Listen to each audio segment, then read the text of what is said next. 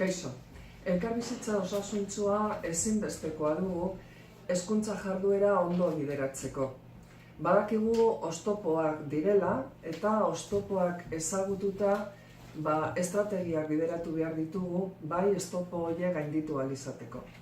Bestalde, badakigu gatazkak ez direla zertan negatiboak izan behar beti.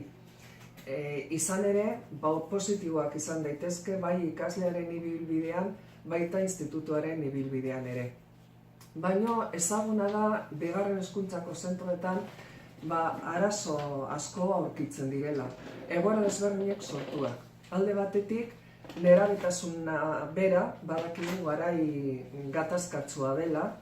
Beste aldetik, familiak leku desberdinetatik datoz, jatorri desberdinetakoak dira, ikasleak zentro desberdinetatik datozela ere, eta azkenik esan behar dugu gure gizartean indarrean dauden baloreak askotan talka egiten dutela gure zentroetan aldarrikatzen ditugun balorekin.